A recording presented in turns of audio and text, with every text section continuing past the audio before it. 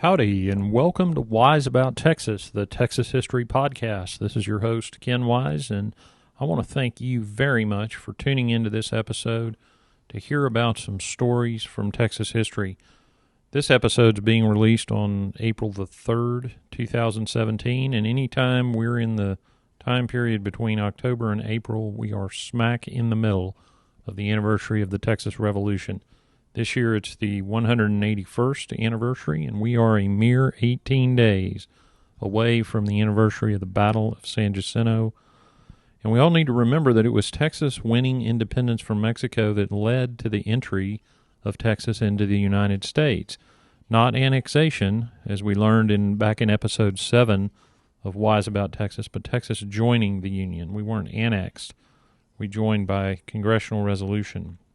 That led to the U.S.-Mexican War, which resulted in the United States expanding into the West all the way to the Pacific. So the U.S. wouldn't be the U.S. without Texas winning its revolution, and Texas wouldn't have won the revolution without the subject of today's episode, a boat. But not just any boat, the Steamboat Yellowstone. Author Donald Jackson called her, correctly, the engine of manifest destiny. So let's go way back to 1831 and get wise about Texas. Now, steamboats revolutionized transportation in the United States. As the U.S. was settled, rivers formed one of the fastest and most efficient modes of transportation. If you look along the major rivers of the U.S.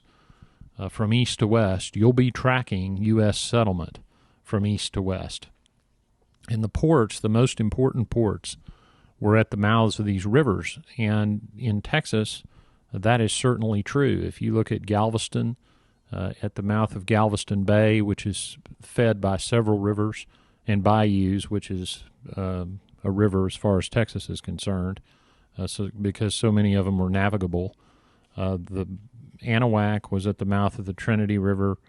Harrisburg was near the mouth of Buffalo Bayou. The port of Velasco at the mouth of the Brazos River, the port of Quintana also at the mouth of the Brazos River across from Velasco, the port of Matagorda, a very important port at the mouth of the Colorado River. So these major rivers dictated the settlement of Texas just as they had done back in the United States, and they gave rise to these very important port cities. Now, navigating a river is a little bit different, of course, than navigating other bodies of water. You are dependent on the current, and prior to the invention of the steamboat, dependent on a lot of manpower. If you were going up that river, you were going to row. And so navigating a river was tricky. But the steam engine, invented in 1769 by a Scotsman named James Watt, changed all that. And men decided they would try to build boats using these steam engines. Now, a guy named John Fitch built a steamboat in 1787, and he sailed it down the Delaware River. It worked, but it was very expensive to build, and it was very expensive to operate, so it just wasn't practical at that time. In 1807, however, a man named Robert Fulton, who we think of as the father of the steamboat, built a boat he named the Clermont. The Clermont traveled up the Hudson River in New York and covered 40 miles in 8 hours, which was absolutely unheard of in 1807. That's 5 miles an hour, and was truly amazing, especially going up the river. Now, if you don't think that was amazing, consider that Robert Fulton, with his new steamboat business, carried 100 passengers at a time between Albany, New York, and New York City every 4 days or so. Now, you're going to have to put yourself back in 1807 and think of being able to make a trip that might take you weeks in just a few days. I mean, that was revolutionary, and Robert Fulton proved that it could be done. Now, it wasn't always smooth. A steam engine, of course, works on the pressure of the steam generated by the burning of the wood, and there was a significant risk of explosion. And, of course, an explosion in an iron steam pressure vessel is catastrophic. And matters were not helped in the steamboat business as far as danger was concerned. Matters were not helped by the fact that steamboat captains had a nasty habit of wanting to race each other and see whose boat was faster. One of the most famous races was between the Natchez and the Robert E. Lee. They raced from New Orleans to St. Louis. The Robert E. Lee won, by the way. But that definitely increased the danger. There was another problem with steamboat travel up these rivers and down these rivers, and that was snags. Now, snag technically is anything in the water that's going to snag your boat, but typically in these rivers it was timber, and the timber was often under the surface. The boat snags the timber punctures the boat sinks. That's obviously an issue. And snag boats were invented, steamboats that were specifically designed to clear these snags, to try to clear these rivers. And in typical American fashion, when you have an invention like the steamboat, you have a collateral industry that comes up to make those steamboats work. So snags were a significant risk. Explosion was a significant risk. But the efficiency gained by the invention of the steamboat was worth every single risk. Well, in 1831, a man in Louisville, Kentucky named Pierre Chateau contracted for a sidewheel steamboat to be named the Yellowstone. Now, a sidewheel steamboat is a boat that has the wheel midships on the side, as opposed to the stern wheel paddle boats that you may typically think of when you talk about the grand steamboats of the Mississippi, etc., where that had the big wheels in the back, because that's the normal one that you see. This wheel was on the side, and the sidewheeler was going to be named the Yellowstone. Now, Chateau was having the boat built for a company called the American Fur Company, owned by John Jacob Astor. Now, Astor has appeared in this podcast before. He was a New Yorker, and he was a big patron of John James Audubon. So go back and listen to the John James Audubon episode, and Astor helped to finance many of his trips, including the one to Texas. Well, Astor owned the American Fur Company, and one of the big businesses in the United States in the early 1800s was the fur trade. But there was a problem. The West was largely unsettled. The Louisiana Purchase was in was in 1803, as I recall, and the fur industry counted on places west of the Mississippi and into the Rocky Mountains. That's where all the good fur was, and they needed a way to get up there more efficiently. John Jacob Astor desired to corner the fur market, and so he was having this boat built, and one of the goals of the industry at the time was to try to get further up these rivers with boats. They weren't able to get up the rivers that ran more northwest, such as the Missouri River, at the time, with boats, or they didn't think they could. And the boats that they had, the risk of Indian attack was significant, and the boats that they had were very vulnerable. And so Astor's idea was to get this steamboat, and they were going to see if they could get up the Missouri River. Well, the Yellowstone was about 130 feet long. It was 20 feet wide, and it had one engine. Now, to make the steam, we need something to burn, and the steamboats burned wood. Lots and lots of wood. Now, you measure wood, as everybody listening to this probably knows, by the cord. A cord of wood is if you cut 4-foot logs, is a stack of wood 4 feet high and 8 feet wide. And when you have 4 foot high, or 4 by 4 by 8, let's say, that's going to weigh between 3,000 and 6,000 pounds, depending on the wood. That is not a small amount of wood. Well, the Yellowstone was going to burn 10. Count them, 10 cords of wood per day. So you can tell that much of that space on that boat was going to be taken up before you put a stick of cargo on there by all that wood. Well, going up the river, I'm going to jump ahead and give you a little tidbit about the Yellowstone. When it went up a river on a trip, what the steamboats would do was, to make more room for cargo, is they would take on wood as they progressed up the river. So I was reading the Telegraph and Texas Register from December 1836. This is after the Battle of San Jacinto, once the Yellowstone had finished accomplishing the tasks we're going to talk about in a few minutes, and had gone back to commercial shipping. I found an ad in the Houston paper that announced that the Yellowstone was going to start making a run from Quintana, which is at the mouth of the Brazos, up to Washington on the Brazos. And it was the ship's captain was offering $3 per cord for ash or hackberry. So that the people would have seen that ad, and enterprising folks would have gone into the steamboat wood supply business. Now, I hope all of you listeners out there have split wood before, because it certainly builds character. I personally have retired from such activity, but get out and cut a little wood, and you'll see how much effort it takes to split and stack a cord of wood. So $3 doesn't sound like a whole heck of a lot to me, but back then I suppose it was enough to bring people out of the woods, or perhaps have them cut down their woods and sell it to the steamboat. Anyway, here's what the ad said. The ad was advertising how much wood that the Yellowstone would require, and as it progressed between Quintana and Washington. And starting up the river at Washington, it would take on 20 cords.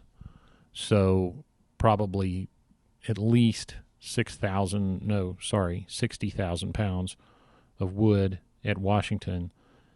Between Washington and Gross's plantation. Now, we talked about Gross's plantation in several other episodes. It was the probably largest plantation in Texas in the 1836-37 time period, certainly was. And it was near present-day Hempstead, which is just a very short distance from Washington on the Brazos.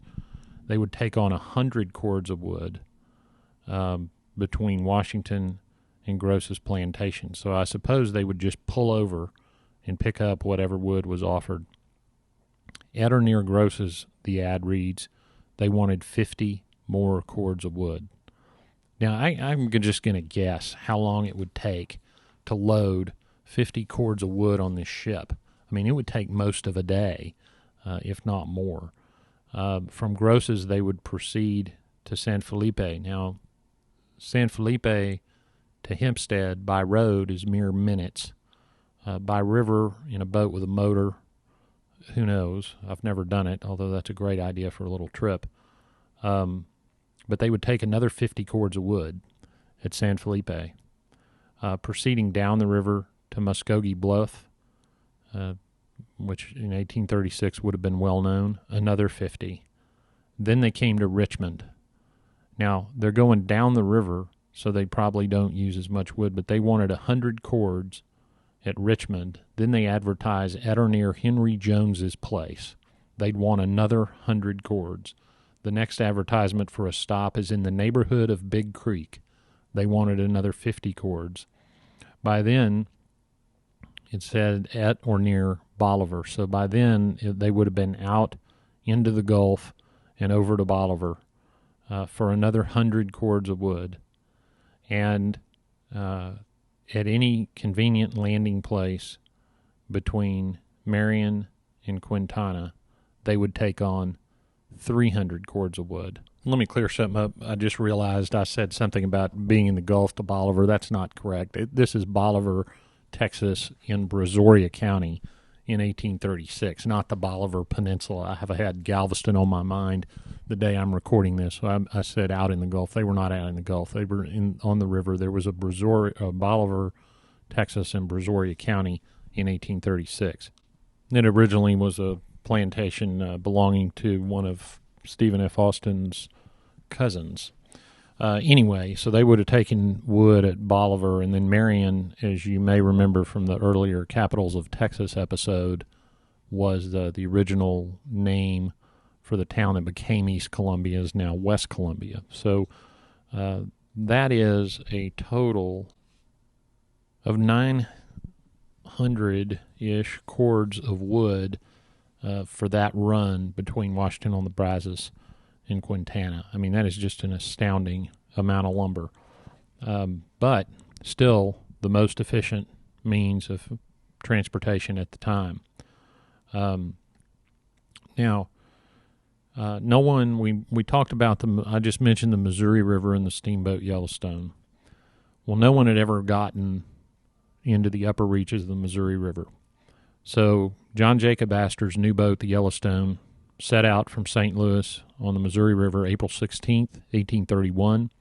It reached Leavenworth on May 1st, before it was Fort Leavenworth, on May 1st. And The American Fur Company had an outpost called Fort Tecumseh, which is now Fort Pierre, and of course gave rise to the town of Pierre, South Dakota, on June the 19th of 1831. Now, to that point, no boat had ever gone past Council Bluffs. No steamboat had gone past what they called back then the Council Bluffs. Now, of course, is the city of Council Bluffs, Iowa. But the Yellowstone had just proven that it could be done, and it really opened up the fur trade for the American Fur Company. It used to take an entire season to bring the furs to market from that high up the Missouri, and now it could be done in a few weeks. So you can tell that was certainly a revolutionary event. The Yellowstone wasn't done. It actually made it to what's called the Upper Missouri River, all the way to Fort Clark, which is not far from the mouth of the Yellowstone River. Now, nobody would have ever dreamed that a steamboat could have made it that far, but the Yellowstone proved them wrong. And before we leave the Missouri River, let me tell you about the Yellowstone's last voyage up the river. It went up the Missouri and had an outbreak of cholera on board the ship.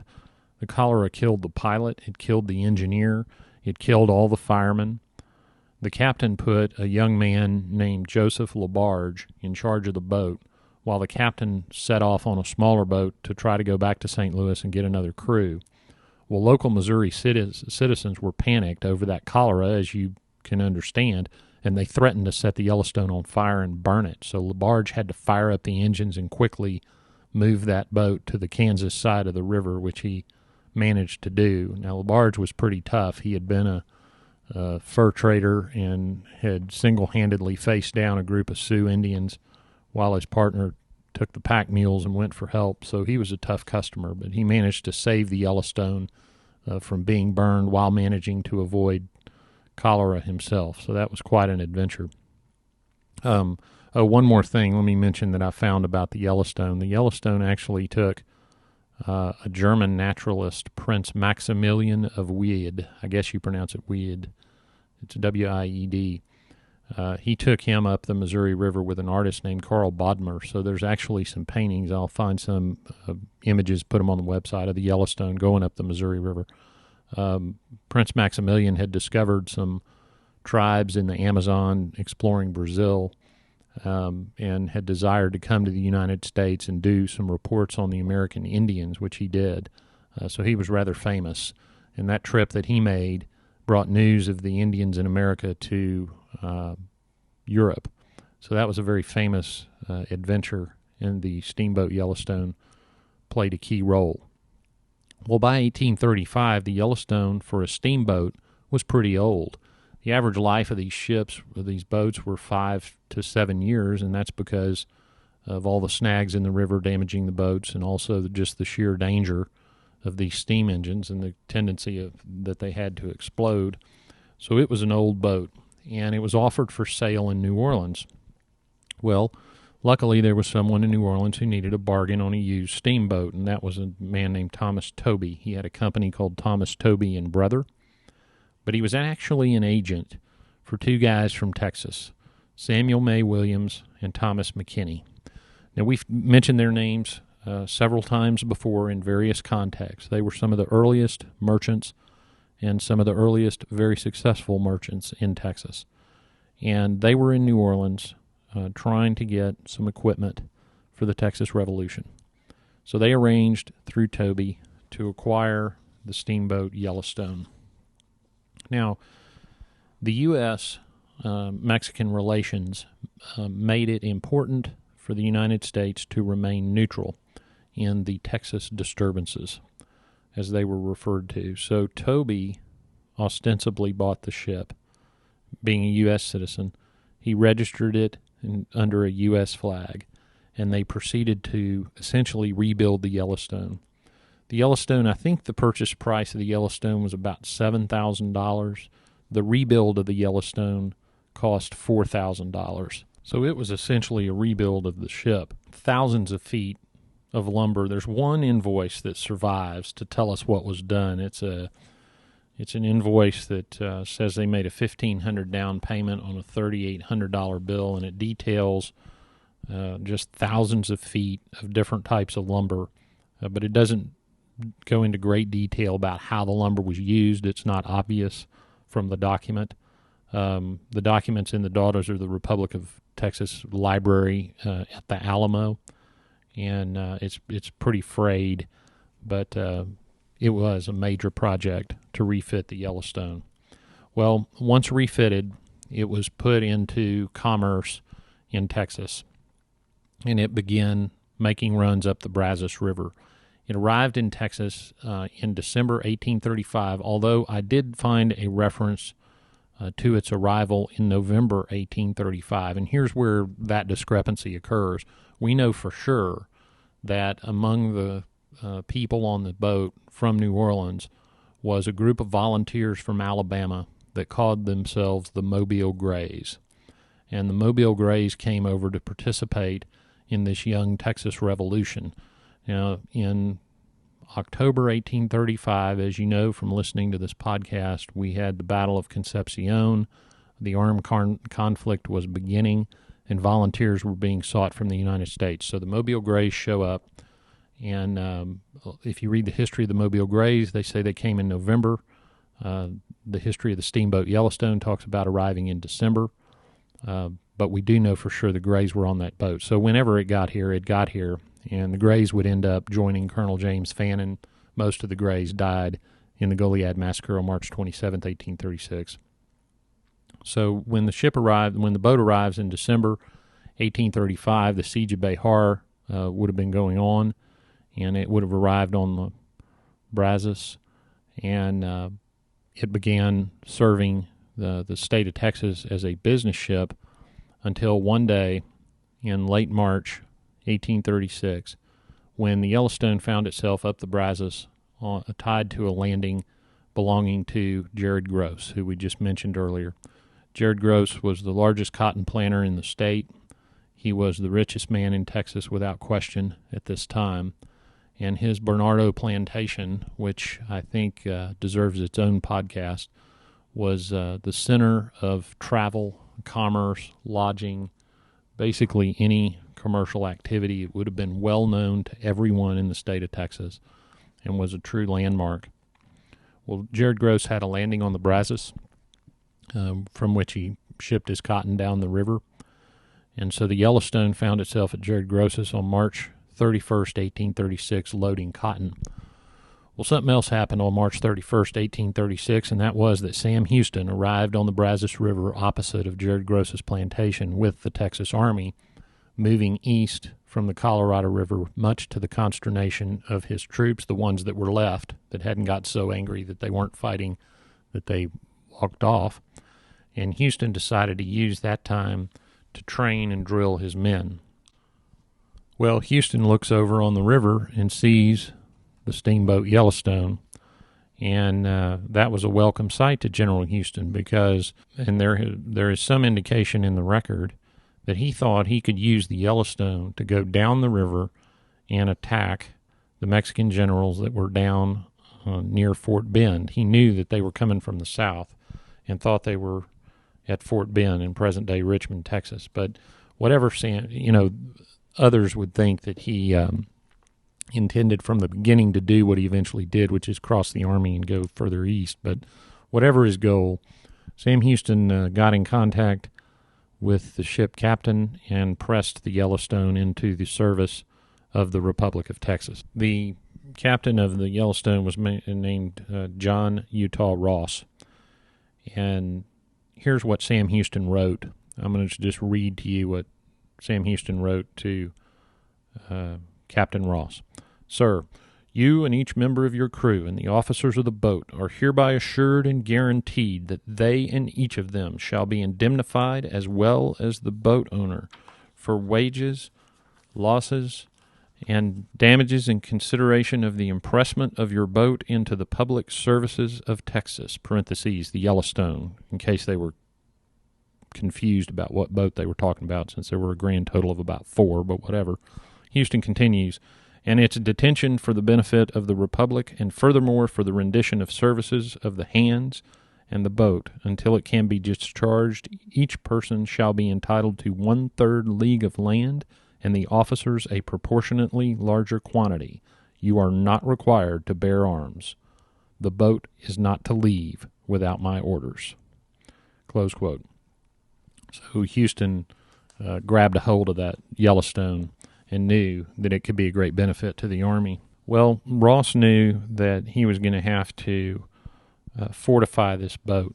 So what he did was he took the cotton bales from Jared Gross and he stacked them up in such a way that they covered the engine and they covered the windows of the pilot house and formed sort of a fort for the protection of the boat as it went down the river. Now, that sounds a little weird because when we think of cotton, you probably think of the cotton that you buy in the store, and you think of this light, fluffy material.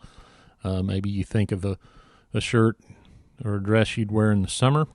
But a bale of cotton is a different animal. A bale of cotton is thickly pressed together, compressed together, weighs about 500 pounds.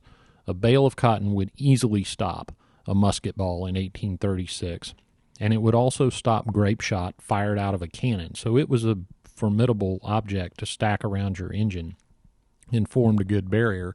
The engines of the steamboat were the vulnerable part. Given the pressures, if you could hit the engine, you'd blow the boat apart and kill everyone.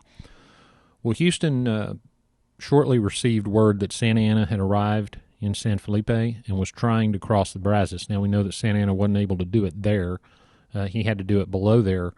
But Sam Houston immediately decided to cross the Army across the Brazos on the Yellowstone, and he wrote a letter to David Burnett, the provisional president of the Republic, and of course, you know, he and Burnett were enemies, and Burnett was really getting agitated that Houston wasn't fighting, but he wrote to Burnett that he was going to cross the Brazos and meet the enemy on the east side of the river. So, and that would have made some sense. You could have backed up the Mexican army up against the river, but so he got the Yellowstone fired up, and they crossed all the men, all the equipment, and all the animals across the Brazos. There was a note in the record that they lost 2 oxen, so you can imagine that was a bit of a sad sight, but especially when they had to later commandeer some on the way to San Jacinto. But he went over to Gross's plantation on the east side of the river, where a welcome sight arrived. The twin sisters from the Cannon from Cincinnati, Ohio, were received there at Gross's plantation, and he continued to prepare his army. By April 14th, he was ready to continue his move to the east, and he released the Yellowstone. Now, remember I mentioned the Yellowstone flew under an American flag, and so what Houston did was he wrote a passport out to Captain Ross, and the passport essentially said that the crew was required to remain neutral. This was an American crew on an American ship, and that they had in fact remained neutral, and that he, Sam Houston, Commander-in-Chief of the Army, had forced them to cross the Army and cross the equipment, but that they were neutral in the revolution. So you can imagine that Ross insisted on that document in case down the river he would encounter the Mexican generals personally, which he fully expected to do. So what Ross did was get those cotton bales stacked up tight. He fired up the boilers as hot as they would go, and he proceeded down the Brazos River, which, by the way, was swollen from the spring rains, and we know that from the writings of both Houston and Santa Anna. And he proceeded down the Brazos at full speed. Now, I grew up and live not too terribly far from the Brazos. I've been on the river. Those of you who have not been on the Brazos, especially when there's a lot of water in it, it is a very swift-moving river. There is a lot of current, and it can be a challenge. And I can imagine in 1836 it was a huge challenge for this large steamboat. So he fired it up and decided to go down the river at full speed. Well, we know now that they didn't know then, but we know now that Santa Anna had split his army. Santa Anna had crossed the river and had taken off toward Harrisburg. But parts of the Mexican army remained at Fort Bend, and that's the part that eventually got stuck in the mud and could not come to Santa Anna's aid. So they're at Fort Bend on the Brazos River. Here comes the Yellowstone going as fast as it can go. The Mexican army would have heard it, would have heard the ship's bell, would have heard the engines, would have heard the steam escaping long before they saw the boat. So they were ready. Well, immediately upon rounding the bend, the Mexicans start firing at this ship, but they had nowhere to. They didn't know where to shoot. One of the Mexican officers had seen a steamboat. Obviously, told them to shoot at the engines. The engines were protected by the cotton bales, so no matter how much they shot, they were not having an effect. They wheeled around an 8-pound cannon to start shooting grape shot at this ship. That didn't work. The cotton bales protected the engine some more. And there's a story that some of the Mexican cavalry actually tried to rope the smokestacks of the boat as it went past them. Now, this is one of those stories that we never know if this is actually true, but it sort of ought to be true. And the Brazos, of course, is very wide as we know it today. At that time, it would have been a lot narrower. There would have been an ample opportunity for that boat to get close enough to the bank. My big question on this story, if it is true, is what exactly did those cavalrymen think they were going to do if they actually had gotten that rope on that smokestack? So think about that. It didn't work. If it did actually happen, it didn't work. What we do know from eyewitness accounts is the Yellowstone was going so fast, bouncing off the banks of the Brazos, that at one point it spun all the way around in a circle as it went down the river. So using a Texas phrase, you can imagine this was quite the rodeo. But anyway, the Yellowstone got past that part of the Mexican army and made it down to the mouth of the Brazos. Shortly thereafter, April 21st, 1836, San Jacinto occurs. The battle is won. But as you'll recall from earlier episodes of this podcast, David Burnett and the government was in Galveston, and they were trying to get to New Orleans. But once our good friend Judge Benjamin Cromwell Franklin delivered the news that the Battle of San Jacinto had been won, Burnett and the government needed to go and meet Sam Houston back up the San Jacinto River and up Buffalo Bayou and get together on what to do next. They had found out, of course, that Santa Anna had been captured. The Yellowstone, in the meantime, had delivered gunpowder to Galveston on April the 19th. So after its adventure down the river around the middle of April, they had picked up gunpowder and delivered it to the troops, or to Galveston, where the government was located. The gunpowder was picked up at Brazos and delivered. I've got a receipt. I got in the state archives and I got the receipt for this delivery. That on April 19th, 1836, and I can't read it real well, either 10 or 16 kegs of gunpowder had been delivered to Bailey Hardiman, who was a government official at Galveston, from Brazos on the Yellowstone. And the receipt is for the claim of the $140 shipping charge. But that gunpowder had arrived on April 19th in Galveston, and you'll recall from the very first episode of this podcast that one of the things that the subjects of that episode, Benjamin Cromwell Franklin, had done was deliver some gunpowder up the San Jacinto River, arriving at San Jacinto on April the 20th. So that gunpowder had come across on the Yellowstone. So the Yellowstone was at Galveston when the government needed to get up to San Jacinto. One little problem: there was not a tree to be found on Galveston Island in 1836. And so what they did was spent 4 days gathering driftwood, and they gathered enough driftwood that the captain thought that they could burn that driftwood and get the Yellowstone up the river. Well, that was successful. And by then, Sam Houston had moved the army up Buffalo Bayou away from the battleground, because you remember they didn't bury any of the dead, so that they had to get away from the stench. And the government made it up to Houston's headquarters. And Houston, of course, was there wounded in the ankle. He needed to go back down to Galveston and thence to New Orleans to get medical treatment. They also had the president of Mexico as their prisoner and many other Mexican prisoners. So the Yellowstone turned it around, gathered some more wood, and loaded up for another trip to Galveston. So the Yellowstone took a bunch of Mexican prisoners, Texan soldiers guarding the prisoners. They took General Sam Houston and President Santa Anna, all on the Yellowstone at the same time, and headed back down to Galveston. One of the Mexican officers wrote an account of the trip where he described, as they passed the San Jacinto battleground, that the Texan soldiers all went to the starboard side of the boat and presented arms and stood at attention as they passed the battleground, and the Mexican officer couldn't understand why that was. Well, of course, I'll tell you why it was, buddy, because we just freed Texas. They made it to Galveston and then proceeded on to Velasco. Sam Houston went to get treatment in New Orleans and delivered David Burnett, the treaty negotiators, the president of Mexico, Santa Anna, the Mexican prisoners, to Velasco, where they would spend several weeks, and the treaties of Velasco would be negotiated, which fully and finally freed Texas from Mexico. Well, after that, there was one more important errand before the Yellowstone left the service of the state of Texas. In December 27th, 1836, the father of Texas, Stephen F. Austin, passed away.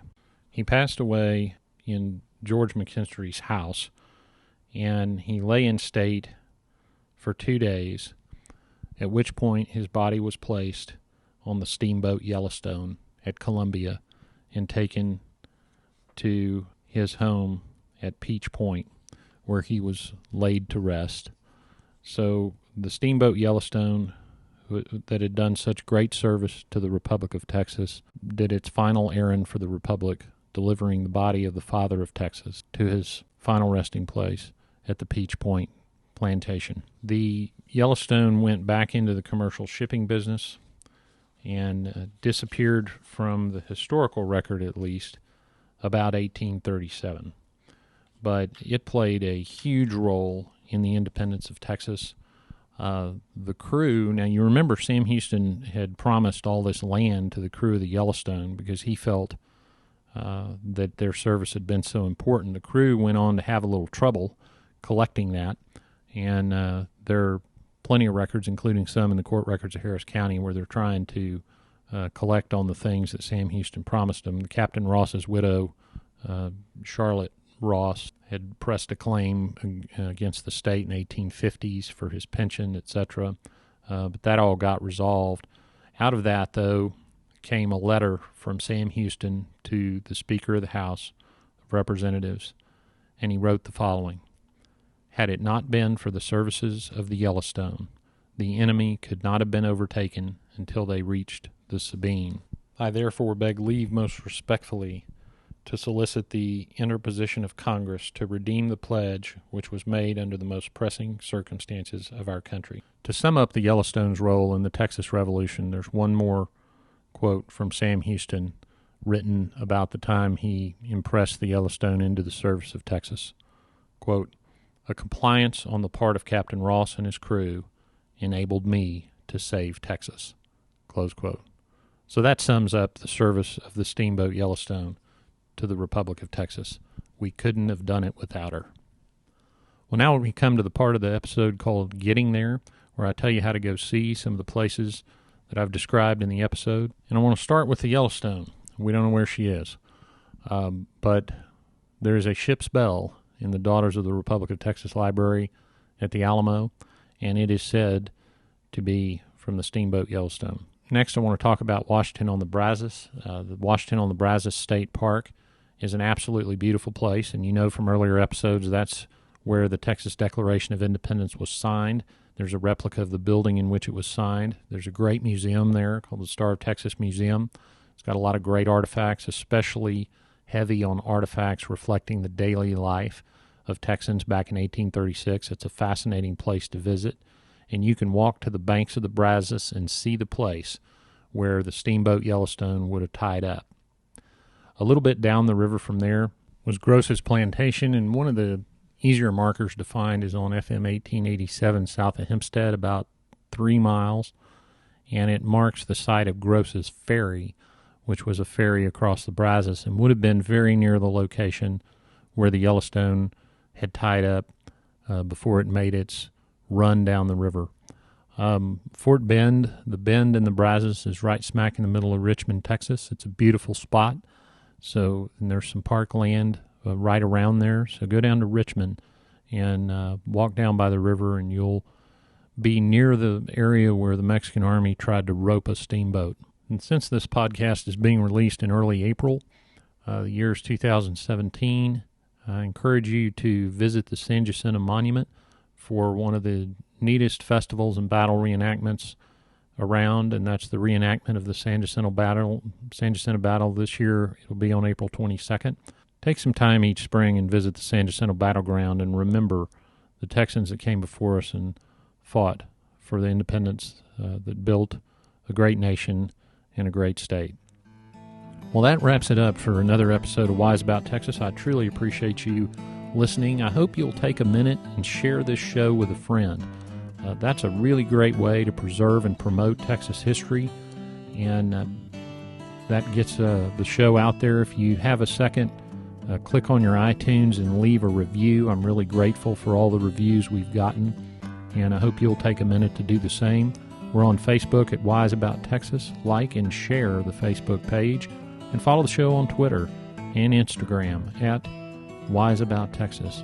I hope you're enjoying these stories of Texas history. If you think it's worth $1 or $2 to preserve and promote Texas history, go to Patreon, Patreon.com, patreon.com/wiseabouttexas, and make a pledge. It costs a little money to do this show, and I appreciate any support that you can throw the show's way. Well, we're coming up. The next episode, I'm planning to do a San Jacinto-related episode, so stay tuned for that in a couple of weeks. And until then, go out and do something for Texas today. And until next time, God bless Texas, and we'll see you down the road.